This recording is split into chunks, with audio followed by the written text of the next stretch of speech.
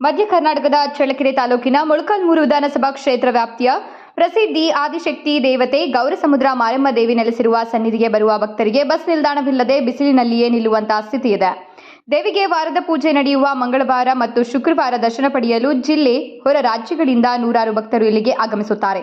ಒಂದು ತಂಗುದಾಣವೂ ಇಲ್ಲದೆ ರಸ್ತೆಯ ಬದಿಯಲ್ಲಿ ಬಿಸಿಲಿನಲ್ಲಿ ನಿಲ್ಲಬೇಕು. ಇಲ್ಲವೇ ಗ್ರಾಮಸ್ಥರ ಮನೆ ಬಳಿ ಹೋಗಿ ಬಸ್ ಬರುವವರೆಗೆ ಕುಳಿತು ಬಸ್ಸಿನ ಶಬ್ದ ಕೇಳಿದಾಗ ಓಡಿ ಬಂದು ಬಸ್ ಹತ್ತಬೇಕಾದ ಪರಿಸ್ಥಿತಿ ಇದೆ.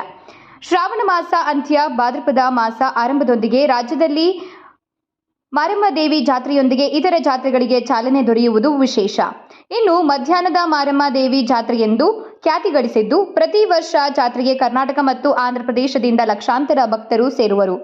ಮುಜರಾಯಿ ಇಲಾಖೆ ಸಕಲ ವ್ಯವಸ್ಥೆಗಳನ್ನು ಕಲ್ಪಿಸಬೇಕಿದೆ ಎಂಬುದು ಗ್ರಾಮಸ್ಥರ ಒತ್ತಾಸೆ. ಗ್ರಾಮದಲ್ಲಿ ದೇವಾಲಯಕ್ಕೆ ಹೋಗುವ ಮುಖ್ಯ ರಸ್ತೆಯಲ್ಲಿ ಹಳೆಯ ಗ್ರಾಮ ಪಂಚಾಯಿತಿ ಕಟ್ಟಡ ಪಾಳು ಬಿದ್ದಿದ್ದು, ಒಳಭಾಗದಲ್ಲಿ ಕುಸಿತವಾಗಿದೆ ಮತ್ತು ಕೆಲ ಹಂಚುಗಳು ಒಡೆದು ಹೋಗಿವೆ.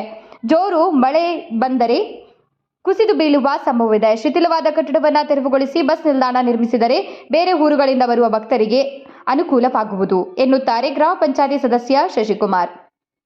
ದೇವಿಗೆ ಹರಕೆ ಸಲ್ಲಿಸುವ ಭಕ್ತರು ಒಂದು ದಿನ ಇಲ್ಲಿಯೇ ವಾಸ ಮಾಡಲು ಯಾವುದೇ ವ್ಯವಸ್ಥೆಗಳಿಲ್ಲದೆ ತೀವ್ರ ಸಮಸ್ಯೆಯಾಗುತ್ತಿದೆ. ಹಾಗಾಗಿ ಗ್ರಾಮದಲ್ಲಿ ಭಕ್ತರಿಗಾಗಿ ಮುಜರಾಯಿ ಇಲಾಖೆಯಿಂದ ವಸತಿ ಗೃಹಗಳು ಮತ್ತು ಅಡುಗೆ ಕೋಣೆಗಳನ್ನು ನಿರ್ಮಿಸುವ ಮೂಲ ಭಕ್ತರಿಗೆ ಅನುಕೂಲ ಕಲ್ಪಿಸಬೇಕಿದೆ ಎಂದು ಗ್ರಾಮ ಪಂಚಾಯಿತಿ ಸದಸ್ಯ ಶಶಿಕುಮಾರ್, ಗ್ರಾಮಸ್ಥರಾದ ಗೋವಿಂದ, ಶಿವಕುಮಾರ್, ಪಾಲಯ್ಯ, ಓಬಳೇಶ್, ಪಾಪಣ್ಣ, ಗೋವಿಂದಪ್ಪ, ಮಾರಣ್ಣ, ಗುರುದತ್ತ, ತಿಪ್ಪೇಶ್ ಆಗ್ರಹಿಸಿದ್ದಾರೆ.